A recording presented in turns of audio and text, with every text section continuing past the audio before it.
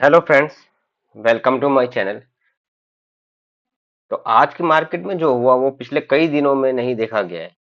तो निफ्टी ने almost 900 point की जबरदस्त रैली दिखाई और सेंसेक्स ने भी 3000 पॉइंट के आसपास की।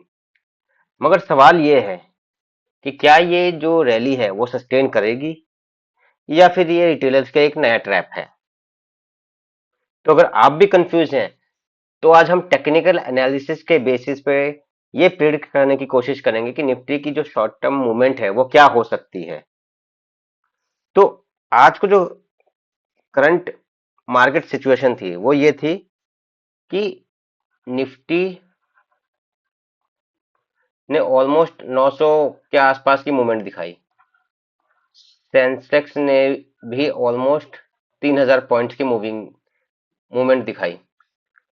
बट इन सब चीजों में एक अच्छी बात थी कि सभी सेक्टर्स ने पार्टिसिपेट किया अपसाइड में। ये नहीं कि कोई दो सेक्टर अप थे तो तीन सेक्टर डाउन थे। तो ये इस रैली के लिए सबसे अच्छी बात थी। तो इसका मतलब क्या है? ये जो फियर था मार्केट का वो खत्म हो गया है और कॉन्फिडेंस वापस आ गया है। तो चलिए पहले आज हम जो मूवमेंट थी रैली की, तो इसके रीजंस के बारे में शॉर्ट में डिस्कस कर लेते हैं। तो पहला था इसके लिए जो ईरान और यूएस का जो टेंशन था वो उसका शॉर्ट टर्म में के लिए सीज फायर हो गया है। तो अगले 2 वीक तक यूएस कोई भी अटैक नहीं करेगा ईरान पे। तो निफ्टी अब बार बार इसी न्यूज पर रिएक्ट नहीं करेगी।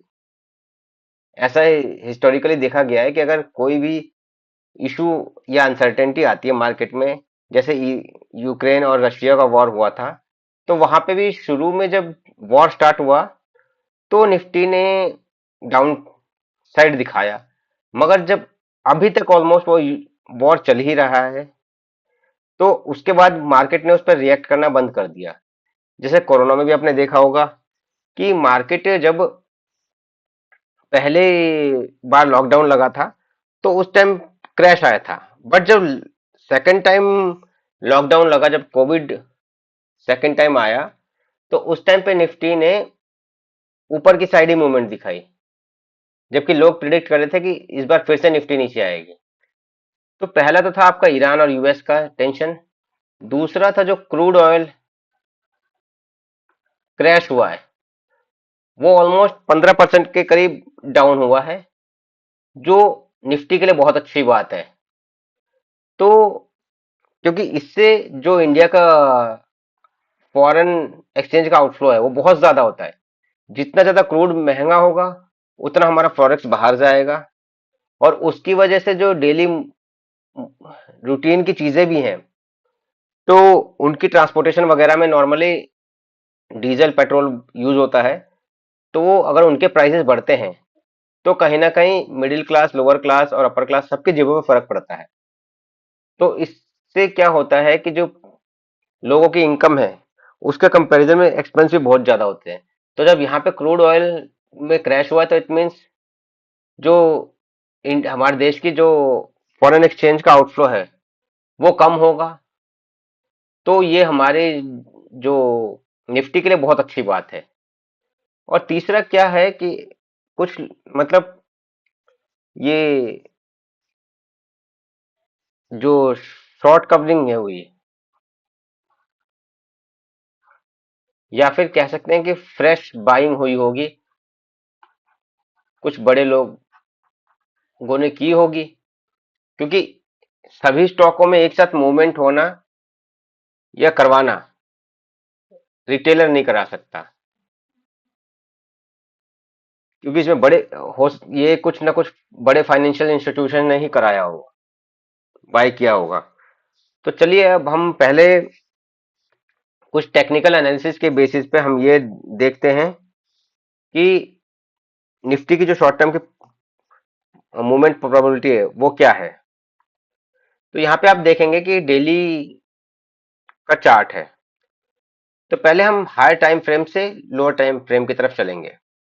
तो पहले हम मंथली चार्ट लगाते हैं। तो आप देखेंगे कि मंथली में हम नॉर्मली देखेंगे कि 21 मंथ का एवरेज देखेंगे। ये जो ग्रीन लाइन आपको दिख रही है 20 मंथ के, तो यहाँ आप देखेंगे कि कोरोना के बाद से कभी इसने 21 मंथ के एवरेज को ब्रेक करके कंटिन्यूसली 2 महीने क्लोजिंग नहीं दी है। तो यहाँ पे आप देखेंगे जो ये आपका यूक्रेन रशिया वॉर हुआ था, तो यहाँ पे ये 1 महीने नीचे आया, नेक्स्ट मंथ ऊपर चला गया। उसके बाद भी ये यहाँ पे नीचे आया, फिर उसके बाद वापस चला गया। 2025 में भी जब ये करेक्शन शुरू हुआ, यहाँ पे भी नीचे आया, नेक्स्ट मंथ ऊपर चला गया। ये जो सेम मंथ में नीचे आके ऊपर गया है वो इलेक्शन वाला, मे बी, आई थिंक, मैं शायद गलत हूँ, ये इलेक्शन वाला नहीं है। ये अब इस मंथ में क्या है कि ये आपका मार्च मंथ में नीचे आया due to US and U U Iran war, और फिर अभी करंट मंथ में ये वापस जाने के लिए ट्राई कर रहा है। तो यहाँ पे देखेंगे कि जो पिछले 1.5 साल पहले, ऑलमोस्ट 1 सवा साल पहले ये जो बॉटम बना था, सेम वहीं से ये वापस जाने का ट्राई कर रहा है। तो ये भी एक सपोर्ट है इसके लिए। ऊपर से जो मेन जो सपोर्ट दिख रहा है, ये जो 21 मूविंग डेज का दिख मंथ का दिख रहा है, 21 मूविंग मंथ, तो ये पॉसिबिलिटी है कि इस मंथ ये वापस जाके इस लेवल के ऊपर क्लोजिंग दे, 24,500 से 25,000 के बीच में, मंथली टेक्निकल एनालिसिस के हिसाब से। और अब हम देखते हैं कि वीकली में ये क्या बता रहा है।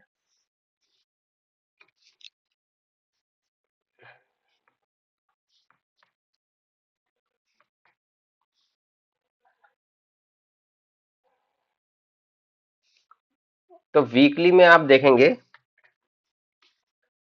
कि इसने 21 मूविंग वीक के एवरेज को जब तोड़ा, तो दोबारा से जब ये फरवरी में ये क्या नाम है, ये जो टैरिफ की न्यूज आई थी, तो उसमें ये ऊपर गया, बट वो सस्टेन नहीं कर पाया, ये फिर से नीचे आ गया। तो यहाँ पे क्या है, यहाँ पे पिछले 3 वीक से आप देखेंगे कि कोई बहुत बड़ी बड़ी रेड कैंडल्स नहीं बनी है। तो इसमें आप देखेंगे कि जो ये पिछला वीक गया है, इसमें ग्रीन कैंडल बनी, फिर जो करंट वीक में ये बहुत बड़ी कैंडल बन गई ग्रीन। तो यहाँ पे आप कंफ्यूज मत होइएगा, ये जो ब्लैक कैंडल है रेड कैंडल है, और जो ग्रे कैंडल है ये ग्रीन कैंडल है, अप साइड की कैंडल है।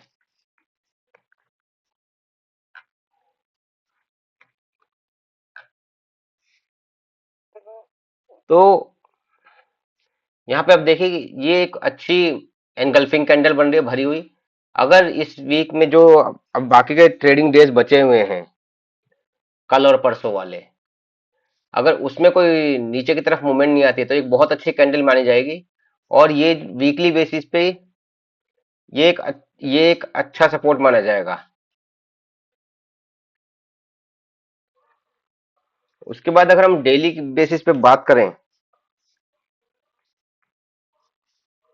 तो डेली बेसिस पे भी हमें कहीं ना कहीं अच्छा मूवमेंट देखने को मिल रहा है। अभी तक आप देखेंगे कि डेली बेसिस पे निफ्टी जो था,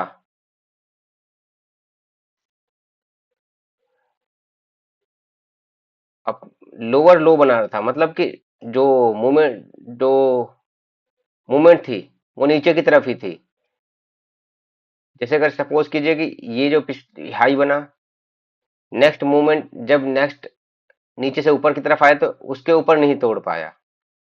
फिर दोबारा जब नीचे गया, उसके बाद जब ऊपर आया, तो पिछले वाले हाई को नहीं तोड़ पाया। फिर ये नीचे गया, वहां से जब ऊपर आया तो इस हाई को नहीं तोड़ पाया। तो इस तरह से आप देखेंगे कि डाउनवर्ड स्लोप बना के नीचे की तरफ जा रहा था। तो इस बार इसने क्या किया है कि इस जो चैनल है उसके ऊपर क्लोजिंग दी है। तो यहाँ पे ये एक स्ट्रॉन्ग अपवर्ड मूवमेंट की तरफ प्रिडिक्शन दिखा रहा है कि अगर बात की जाए कि अगर नेक्स्ट 2 या 3 दिन अगर इसको अगर ये इस वीक में नेक्स्ट जो 2 दिन है उसमें अगर ये नीचे की तरफ नहीं जाता है तो ये जो वाला जो लेवल है आज की जो ओपनिंग का लेवल है 23,700 800 के आसपास ये एक अच्छा सपोर्ट बन सकता है आने वाले दिनों में। बट नेक्स्ट जो रेजिस्टेंस फेस करना पड़ेगा निफ्टी को वो 25,000 के आसपास करना पड़ेगा। ये जो आपका 240 का जो मूविंग एवरेज है 1 साल का मूविंग एवरेज। तो नॉर्मली हम प्रिडिक्शन के लिए दो मूविंग एवरेज कंसीडर कर रहे हैं, एक तो 21 डेज का, या आप देखेंगे कि 21 DMA जिसको नॉर्मली डेली मूविंग एवरेज कहते हैं, और 240 DMA ले रहे हैं हम पूरे 1 साल की मूविंग एवरेज के लिए। तो यहाँ पे आप देखेंगे कि ये जो मूविंग एवरेज है वो 1 साल का है, और ये जो मूविंग एवरेज है ये देखेंगे कि ये आपका, सॉरी, ये वाला जो मूविंग एवरेज है वो है ए 1 मंथ के लिए, 1 मंथ की ट्रेडिंग डेज के लिए। तो दोनों में अब ये प्रोबेबिलिटी लग रही है कि निफ्टी हो सकता है कि यहाँ से यहाँ तक मूव करे और यहाँ पे जाके हो सकता है रेजिस्टेंस फेस करे। तो अब हमने देखा कि मंथली, वीकली और डेली टाइम फ्रेम पे जो निफ्टी है वो एक तरह से अपवर्ड मूवमेंट प्रिडिक्ट कर रहा है, मतलब अच्छी स्ट्रेंथ दिखा रहा है। तो बट अब प्रॉब्लम क्या है कि हमें करना क्या है अगला।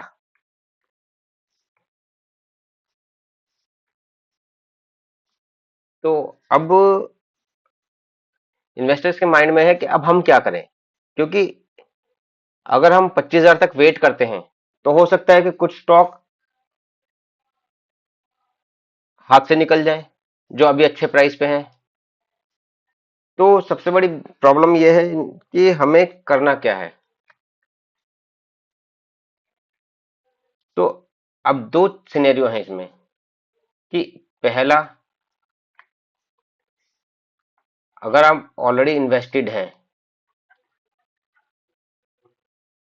तो होल्ड करें, पैनिक सेलिंग ना करें।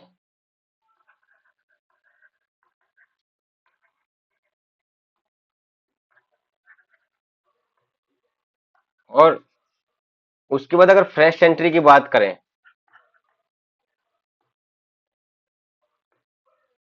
तो उसमें जल्दबाजी ना करें। अगर कोई अच्छा स्टॉक है, स्ट्रॉन्ग स्टॉक है,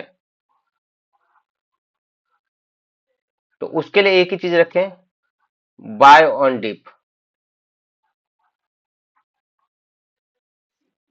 और उसमें भी क्या करें कि अपने जो रिस्क को मैनेज करें। ये नहीं कि सारा पैसा उसमें डाल दें। ट्राई करें कि अभी अगर आप सपोज करो कि अगर फॉर एग्जांपल अगर आपको 100 रुपए का वो स्टॉक खरीदना है तो फिलहाल ट्राई करें कि 25 रुपए का खरीदें। फिर 25 रुपए का अगर वो थोड़ा सा और गिरता है तो खरीदें। तो इसी मैनर में आगे बढ़ते रहें। तो और बट एक चीज और ध्यान रखें कि अगर आपको लग रहा है कि मार्केट सीधे ऊपर की तरफ जा रहा है और आप मिस हो जाएंगे, तो ऐसा नहीं है। मार्केट अगर सपोज कीजिए कि अगर ऐसे जा रहा है तो वो अपने आप को रिटेस्ट करने जरूर आएगा। ये जैसे पिछला लो ये था, तो अब ये नया लो बनाएगा, मतलब उससे ऊपर का लो बनाएगा, फिर ये आगे जाने के लिए फिर मुड़ेगा, फिर ऐसे गिरेगा। तो इस टाइप में जब भी आपको यहाँ पे चांस मिले तो आप बाय कर सकते हैं अच्छे स्टॉक्स को। तो क्योंकि पुल बैक जरूरी है, अगर कोई भी चीज सीधे अगर ऐसे जा रही है तो वो नीचे भी गिरेगी उतनी ही तेजी से। तो इसीलिए अगर लॉन्ग टर्म में अगर मूवमेंट देखनी है आपको, अच्छा मूवमेंट, तो मार्केट को रीटेस्ट करते हुए आगे बढ़ना पड़ेगा इस तरीके से। तो आज की मार्केट के हिसाब से ये चीज अच्छी देखने को मिली कि एक रिलीफ रैली थी जिसने बहुत सारे इन्वेस्टर्स को रिलीफ दिया कि मार्केट वापस ऊपर की तरफ जा सकता है। नहीं तो बहुत सारे लोगों का कमेंट आने लग गए थे कि या मैसेज आने लग गए थे कि अब हमें तो लग रहा है कि 20,000 आ जाएगा, 19,000 आ जाएगा। बट आज की रैली देखने के बाद लोगों को लगा नहीं कि मार्केट वापस 26,000 भी जा सकता है। तो अगर मान लीजिए मार्केट 240 डीए में, जो कि और 25,100 के आसपास है, तो उसके ऊपर अगर सस्टेन करता है, मतलब ऑलमोस्ट 2-3 दिन, तो ये प्रोबेबिलिटी है कि मार्केट अपने ऑल टाइम हाई को टच कर सकता है और उसके ऊपर जा सकता है। बट आप लोगों से मेरी रिक्वेस्ट ये है कि जो भी इन्वेस्टमेंट करें प्लानिंग के साथ करें, जल्दबाजी ना करें। मार्केट हमेशा चांस देता है। तो उम्मीद करता हूं कि आपको ये वीडियो समझ आया होगा और ये टेक्निकल एनालिसिस जो मैंने एक्सप्लेन किया है वो। तो चलिए, मेरे चैनल पर बने रहिए। धन्यवाद। Please note that investments in security markets are subject to market risks, including the loss of principal. Read all the related documents carefully before investing. The information, charts, stocks, if any, referenced in this video are intended solely for illustrative and educational purposes only, and does not constitute any financial investment or trading advice. Past performance is not indicative of future results. Registration granted by SEBI and certification from an ISM in no way guarantee performance of the intermediary or provide any assurance of return to investors. The content is based on personal opinion and market analysis. The content creator is not responsible for any financial losses or damages that may arise from the use of the information provided in this video.